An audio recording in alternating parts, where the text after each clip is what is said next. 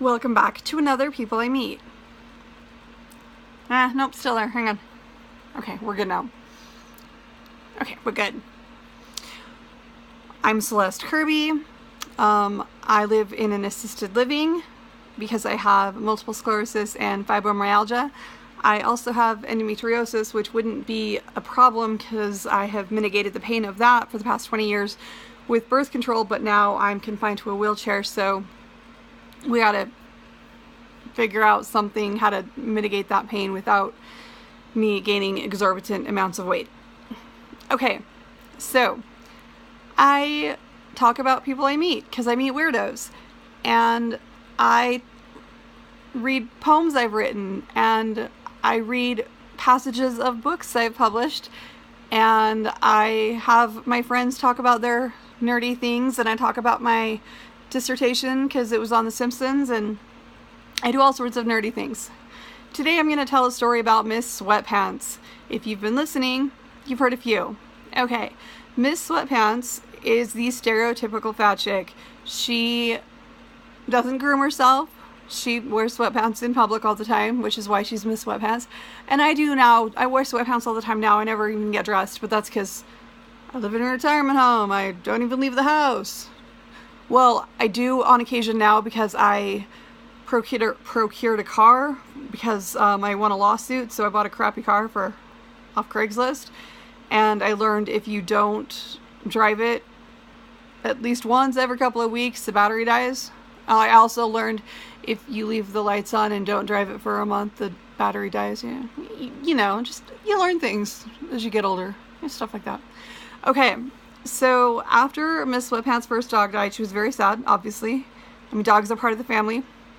My Marty was my child, and then she was my aging parent, and she will probably forever remain the most important relationship in my life, and probably the longest because I had her for 17 years. And then she got a new dog, and the new dog was not nice and hated her dad and bit her and caused a huge bruise, and she didn't know what to do, so she called a dog trainer and needed to know if she needed to put the dog down or take it back or what. And for moral support, she asked me to come and be with her, with the dog trainer. All right, so I went. And as I've stated before, I don't generally go out of my way to befriend really attractive people because I used to have this fear of rejection, and I felt like really attractive people would reject me, which is bullshit because the really unattractive people, they accept my offer for friendship, but they're generally really weird. I should stop this.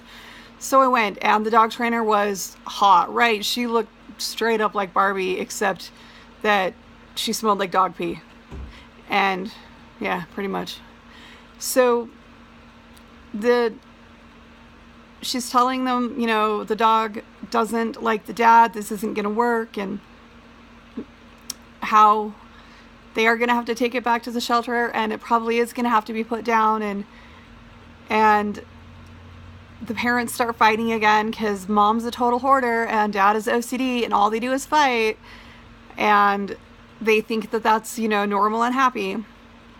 And dog trainer Kendra is like, hey, whoa, I'm just your dog trainer, not your marriage counselor, like what my dad said.